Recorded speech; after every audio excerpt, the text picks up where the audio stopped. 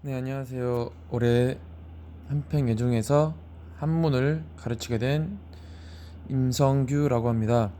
자, 이 영상은 저희 중학교 1학년 한문 영상입니다. 네, 오늘 영상은 한문 일과를 가르칠 텐데요. 자, 먼저 교과서를 보시면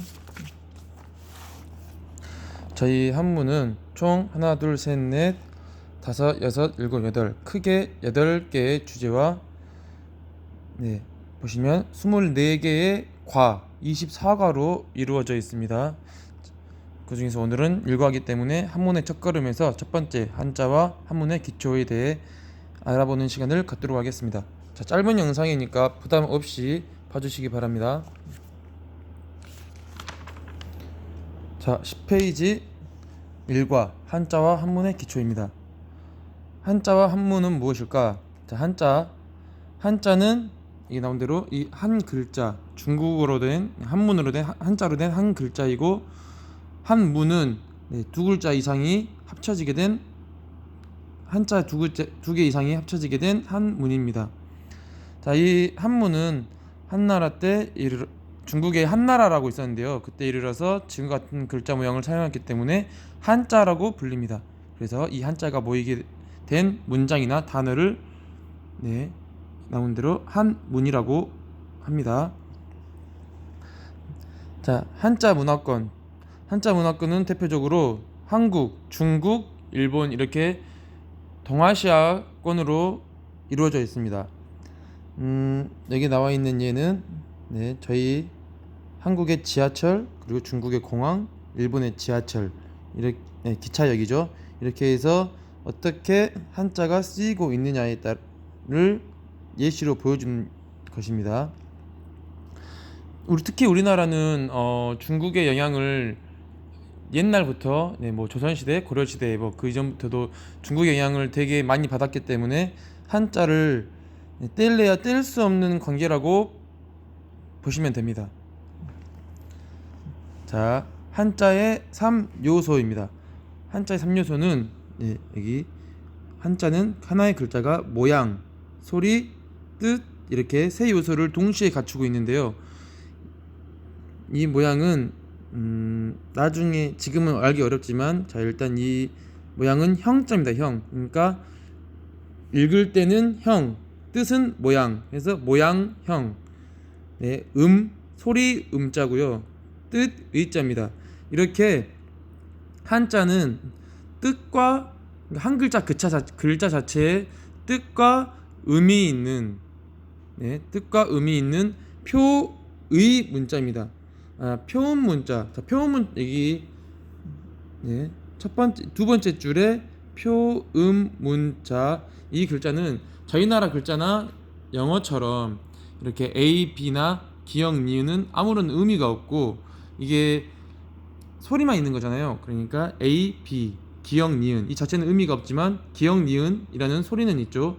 하지만 이것이 우리는 모음과 가, 나, 같다 이렇게 모음과 다른 글자들이 합쳐져야 의미를 갖는 것에 반하여 한자는 이 한자 자체에 이 하나의 글자 자체에 의미가 있습니다. 그래서 이 중국어 한문을 표의 문자, 글자 자체의 뜻이 있다 해서 표의 문자고, 우리나라나 미국 영어 같은 한글 영어 등은 표음 문자라고 합니다. 자, 이게 예시가 있네요. 이 글자는 대자입니다. 대.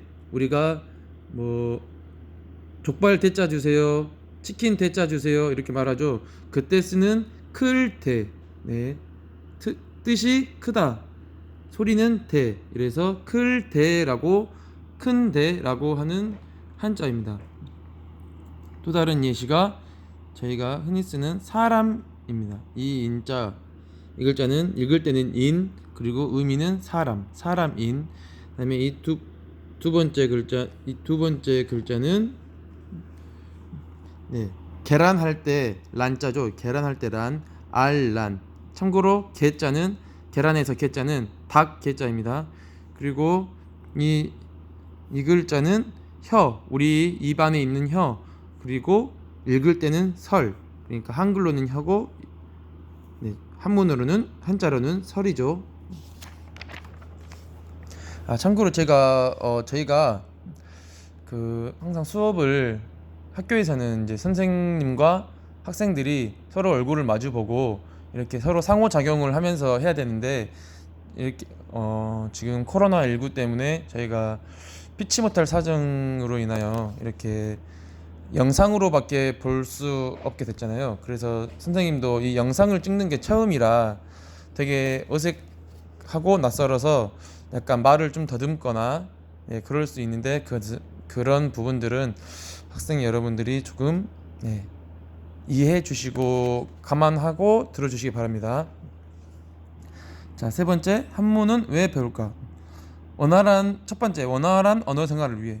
자, 아까도 말했듯이 저희 한국은 중국의 영향을 엄청 많이 받았습니다. 그래서 지금 우리 대한민국, 그 전에 조선시대, 고려시대, 예, 그 전부터 한자를 주 언어로 써왔는데요. 저희가 여러분이 알고 계실지 모르겠지만 한글을 누가 만들었죠? 네, 한글은 1443년, 네, 조선시대죠. 조선시대 초 1443년에 세종대왕님께서 창제하셨습니다. 네, 물론 그때는 한글이 아니고 훈민정음입니다. 훈민정음을 창제하고 그 뒤 3년 뒤 1446년에 전국에 반포를 하셨죠. 그렇지만 반포가 뭐냐면은 전국에 이제 이 글자를 널리 알렸다는 것입니다.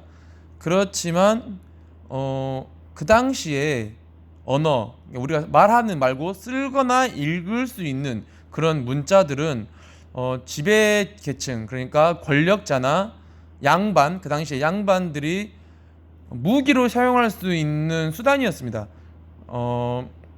예를 들어서 일반, 네, 양민이라고 하죠. 일반 양민, 백성들이나 천민들은 글자를 알지 못했어요. 그 당시에는 한문만 썼으니까 너무 글자가 어렵기도 하고, 그 사람들은 생업이 일하느라 너무 바빠서 그럴 시간도 없었고, 그러면 일부러 지배계층들이 알려주지 않았습니다. 왜냐? 백성들이 한자나 그런 문자들을 알면 똑똑해진다고 생각해서 다루기가 어렵다고 생각했기 때문입니다. 그때 당시에는 이제 계급 사회였으니까 양반들이, 그다음에 왕족들이 일반 백성들을 다스리는 세상이었죠. 그래서 일부러 백성들에게는 그런 문자들을 알려주지 않고 본인들, 네, 권력자들이 문자를 본인들만 알고 백성들을 다스리는데 사용했습니다. 하지만 이를 안타깝게 여긴 세종대왕이 지금의 한글을 창제하신 것이죠. 만든 것이죠. 자, 그렇기 때문에 조선시대 이후에서도 한글이 창제는 됐지만 꾸준히 거의 1900년대 초중반까지도 한자를 많이 썼습니다. 그렇기 때문에 우리나라 글자에는 한글이 너무 많습니다. 냉장고, 세탁기, 학교, 교실, 학생, 교사, 그다음에 또 뭐가 있을까요? 책상, 의자는 책상, 의자는, 네, 아니고요. 또 뭐가 있을까요? 교실, 화장실, 실내화, 이런 거, 운동화, 이런 게 다 우리가 흔히 쓰는 한자죠. 참고로 대박, 우리가 흔히 쓰는 와, 대박, 이런 것도 한자입니다. 한문이죠. 그렇기 때문에 한자를 어느 정도 알아야 우리가 원활한 언어 생활을 할 수 있다, 이런 말입니다.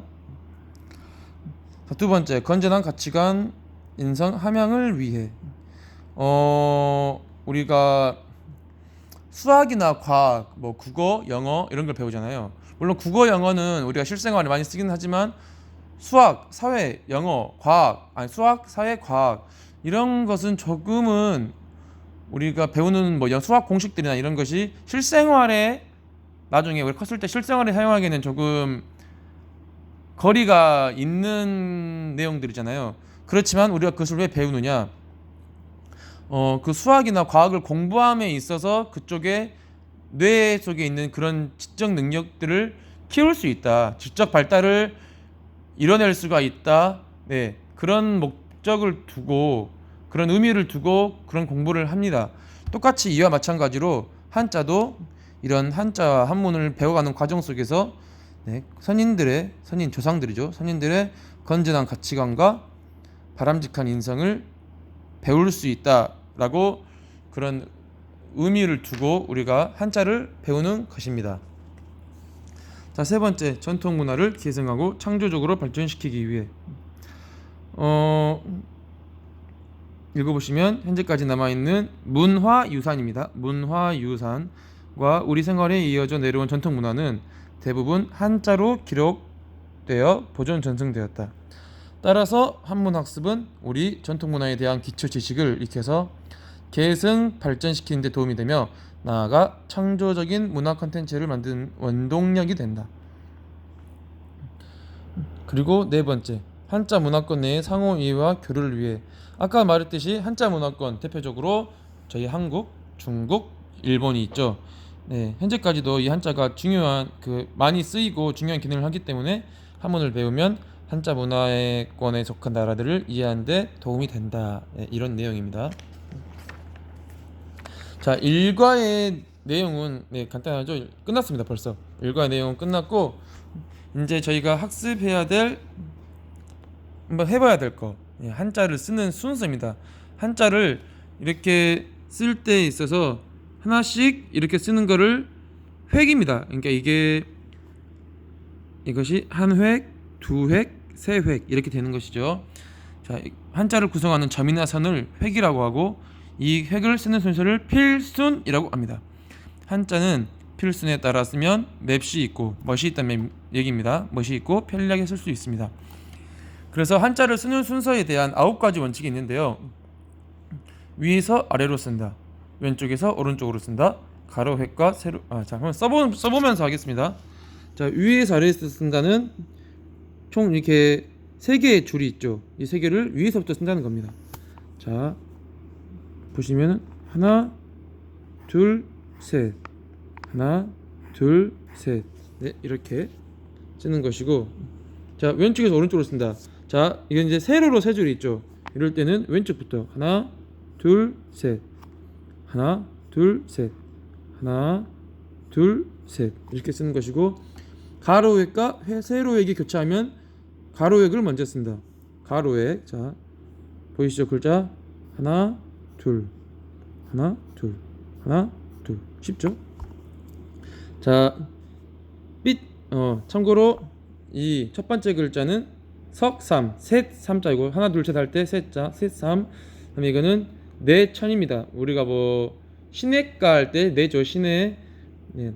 내천. 그리고 이것은 숫자 10, 10. 이 글자는 우리가 사람 인자입니다. 사람 인자. 그래서 삐침과 파임이 만날 때는 삐침을 먼저 쓴다. 이거 보이시죠? 여기 이 부분 이렇게 딱 이렇게 끊는 거. 마지막으로 이렇게 삐침 이렇게 하는 거. 이것을 먼저 쓴 겁니다. 삐침과 그다음에 이렇게 쓰는 거를 파임. 보시면은 삐침과 파임 무슨 차이인지 아신가요? 삐침과 파임, 삐침과 파임, 삐침과 파임. 삐침을 먼저 쓴 겁니다. 그리고 이 글자는 작을 소자입니다. 작을 소. 자, 좌우의 모양이 같을 때는 가운데를 먼저 쓴다. 자, 가운데 먼저 쓰고 그다음에 아까 왼쪽부터 쓴다 했죠? 왼쪽, 오른쪽. 가운데 쓰고 왼쪽, 오른쪽. 가운데 쓰고 왼쪽, 오른쪽. 자, 안쪽과 다섯 번째, 이것은 바람 풍자인데요. 안쪽과 바깥쪽이 있을 때는 바깥쪽을 먼저 씁니다. 그러니까 이 위에 이 부분을 먼저 써두는 거죠. 자,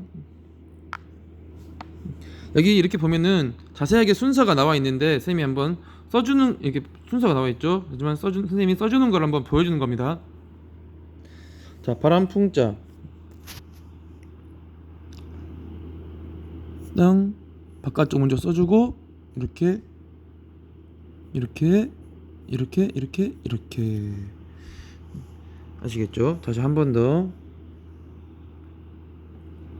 이렇게 이렇게 이렇게. 자, 선생님이 좀 왼손으로는 핸드폰을 들고 오른손으로 쓰고 있기 때문에 좀 약간 흔들릴 수 있어요. 그래서 그 부분을 좀 이해해 주시기 바랍니다. 자, 7번째, 꿰뚫는 획은 나중에 쓴다. 이것은 가운데 중자입니다. 가운데 중자. 그러니까 우리 상중하 이렇게 할 때, 중간 할 때 가운데 중자입니다. 꿰뚫는 획은 나중에, 그러니까 네모를 먼저 그리고 꿰뚫는 거는 가운데를 쓴다는 얘기죠. 보시면 하나, 둘, 셋, 넷. 다시 하나, 둘, 셋, 넷. 하나, 둘, 셋, 넷. 이렇게 쓰는 겁니다. 자, 오른쪽 위에 점은 나중에 찍는다. 이 점 보이시죠? 이 점은 나중에. 그러니까 우리가 자, 위에서부터 쓴다 했죠? 그래서 위를 먼저 그어주고 삐침 먼저 해주고 그리고 이건 약간 삐침도 먼저지만 이게 왼쪽이고 이게 오른쪽이지 않습니까? 그래서 이걸 먼저 해주고 쓰고 점은 나중에 다시 위에서 쓰고 붙이고 이렇게. 자, 이 글자의 뜻과 음들은 이 아래에 보면 다 나와 있으니까 참고하세요. 받침은 나중에 쓴다. 받침이란 말은 이렇게 어떤 글자는 어떤 문자 위에 올라탄 경우가 있습니다. 이럴 때는 올라탄 글자를 먼저 써주고 그 아래 받침을 나중에 쓴다는 얘기입니다. 그러니까 보시면 이걸 먼저 써주고 그 다음에 써준다. 다시 써주고 써준다. 다시 이렇게 위에를 먼저 써주고 아래를 써주는 겁니다.